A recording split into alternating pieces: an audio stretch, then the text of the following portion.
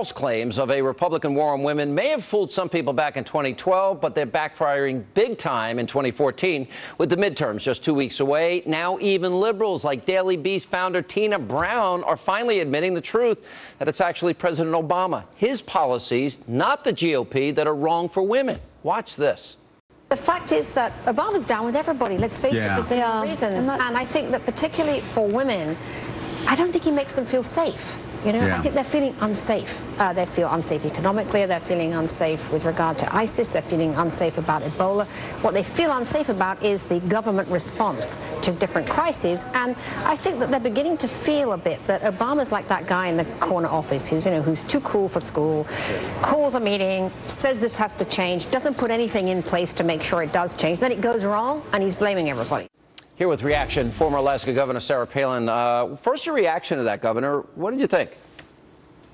Oh, ironic, because that little lady, Tina Brown, she is such a big part of the problem. She, with her and her ilk, being so uber uppity and so cocksure of their untouchable elitism, they who support liberal men who have kept women, unfortunately, kind of embracing this lie that they should be dependent upon government. So Tina Brown, chick, you're a day late and a dollar short. They've been beating the crap out of strong, common sense, smart, conservative women for years, she and her ilk. So, well, again, day late and a dollar short, Tina. You know, it's very interesting here. The left claims they have a monopoly of compassion for minorities, for women, for Hispanics, et cetera.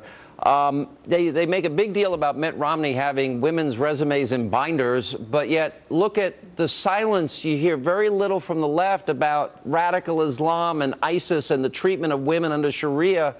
Why do you think that is? I have a hard time understanding that. Because these maladroit, fake feminist women, they have such a double standard, so hypocritical, as they would support anyone who would have sympathy for, say, Muslims who do treat women so poorly, so inhumanely, and not do all that they can to stop the rise of radical Islam that would adversely affect America's interests. No, these women, again, they're quite hypocritical, because they support somebody like, say, Barack Obama, whose failed policies have kept them dependent on a failed government that has led to recently, you know, 1 in 5 families being on food stamps, 44 million Americans not finding a good job, more latchkey children than ever in this country because of a devalued dollar based on liberal economic policies that lead to prices rising in the cost of living here, forcing women to be out there in the workforce, whether they want to be or not. So, no, these women, their sympathies are lying in the wrong party. Governor, 2 weeks from tonight, the midterm elections. We've heard from the great one, Mark Levin, and we've heard from Mark Stein and Ann Coulter. Where do you stand on this election? Because I suspect that there are Senate candidates that I don't find conservative enough for me. I like the idea of stopping Obama's agenda and the Senate having to vote on House bills. Why is this important to you? What do you think is the most important thing here, especially for people saying, well, my guy's not conservative enough for me? What's your reaction to that?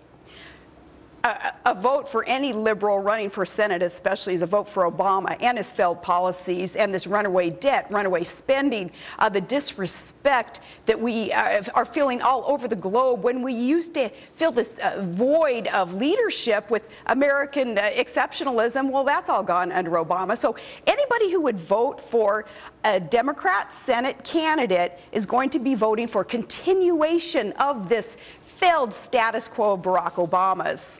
So in other words, even if you have an uninspiring, maybe establishment Republican, if you were in that state, are you saying you would vote for them to get the majority in Republicans' hands in the hopes that they will stop Obama's agenda? Is that a fair synopsis? Yes, in this case, this go around, the very worst Republican will be better than the very best Democrat, because the Democrat would line up, obviously, with Barack Obama's agenda.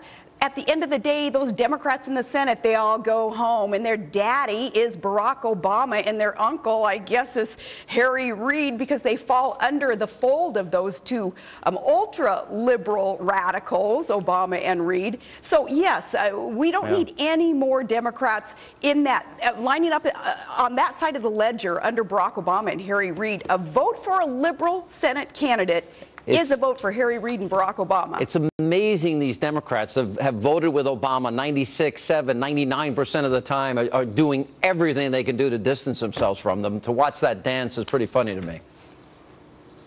It's cracking me up here in Alaska, Mark Begich. I mean, Marky Mark, so phony baloney, full of his, oh, I stood up to Barack Obama. No, he voted with Obama 97% of the time. The gift that we were given, of course, yesterday, and GOP establishment, you better not blow it. You better take this gift as gold and capitalize on it. When yesterday Barack Obama was out there saying, hey, these dudes voting with me in the Senate, the ones who are running, especially in a red state, got to get them back in there because they're going to keep voting with me. Well, Mark Begich, Mary Landrieu, others of their ilk, that's who he's talking about, and that's who we got to make sure we don't send back to the Senate. All right, Governor, good to see you. Thank you for being with us, and we may see you out on the campaign trail. Appreciate it. Coming up next tonight on Hannity.